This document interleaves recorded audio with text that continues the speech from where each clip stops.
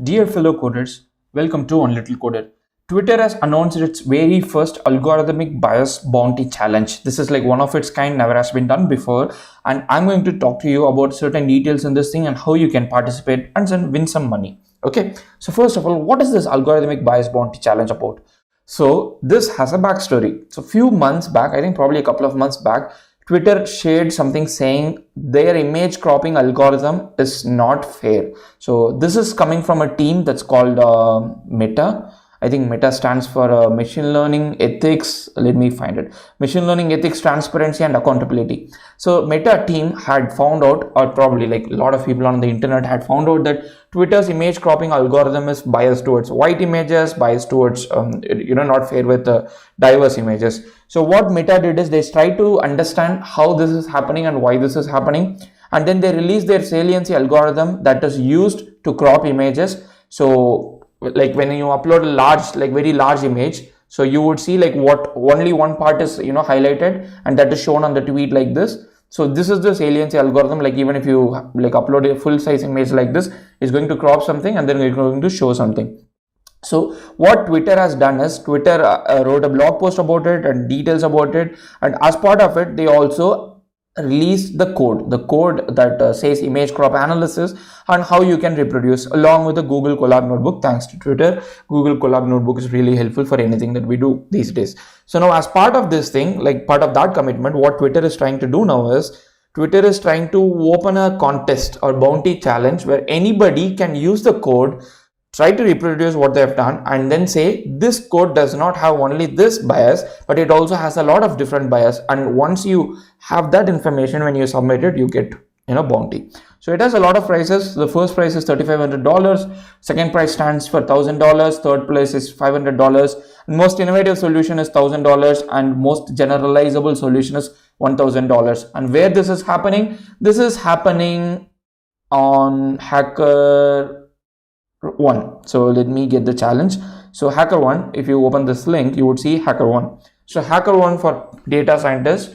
If you do not know, HackerOne is like your Kaggle for bounty challenges. So like HackerOne is quite popular. So you can go to HackerOne and then read the details about this thing. So that you would see the same details here, like what is the Twitter algorithmic bias challenge, and like what are the prize monies, some disclaimers.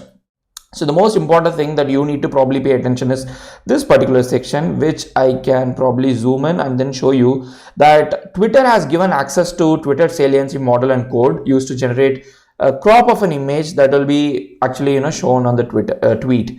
So now what they have, your mission here is to demonstrate potential harms of such an algorithm that might introduce. So they have already identified and shared some learnings with you. That's what this blog post is about. So now they are expecting you to figure out more such harms or algorithmic bias that they could not have, they have not figured it out. So what you have to do, ideally, what you have to do is you have to figure out the biases in that falls under two big categories. One is the unintentional harms. The second is intentional harm. So unintentional harm is like a normal bias, discrimination related to harms that occur from natural images that a well-intentional user would reasonably post on Twitter.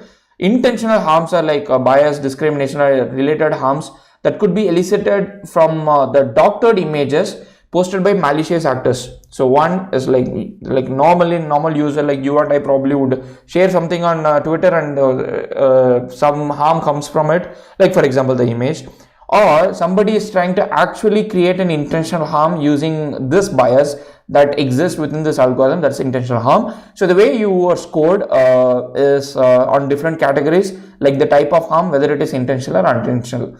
So whenever you see unintentional harm that has more score, you can see denigration, stereotyping, underrepresentation, misrecognition, exnomination, erasure, reputational harm, psychological harm, economical harm, and something like wildcard. So your the solution that you submit could be evaluated on all these factors. So you can get into the details about what are these things.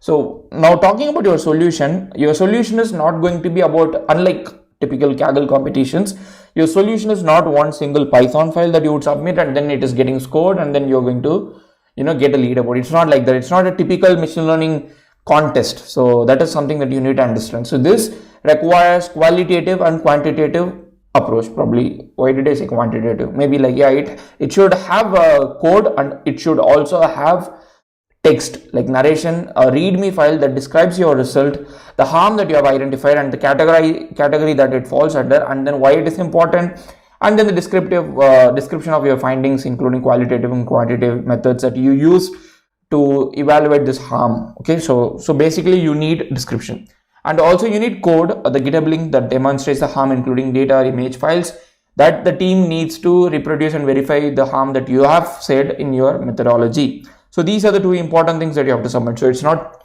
just simply a CSV file with a bunch of scores, or it's not even a Python file. Just like this is like pure, like a proper solution that you have to submit, which has code and also like a presentation with like as part of README. Now, what is not considered to be a solution? This is, of course, because it's on HackerOne, so it's not a contest for evaluating the, let's say, like the strength of the code, like different kind of stuff, attacks. It's not any of those things. So this is purely focused on algorithmic bias that is available, or that could be potentially available as part of the Twitter's saliency code or algorithm, whatever it is. So that is what this contest is about. So why am I making a video about it? Now, the reason I'm making a video about it, because this solution that is listed on HackerOne. HackerOne is typically like a Kaggle for, I shouldn't even say Kaggle for, I think HackerOne precedes Kaggle, but maybe, yeah, because you are probably a data scientist. I'm saying that HackerOne is like Kaggle for hacking, ethical hacking. So which means a lot of people who are on HackerOne might not understand the nuances of what you might have to do to arrive at a solution. So I think this is a contest where a lot of data scientists or machine learning engineers, people who are interested in AI ethics, really have some kind of advantage over typical hackers, or ethical hackers, I should say.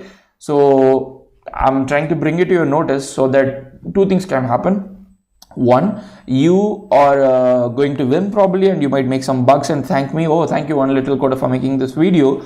Or on the other hand, probably you and a lot of other people like you who are interested in this space could submit some potential solution which can ultimately lead to Twitter doing some changes to the way that they do things, and it leads to a better world. I mean, like, it's a cliche, but then I can say that it leads to a better world where our algorithms are not that biased like it used to be. So one, like, we can see some better result.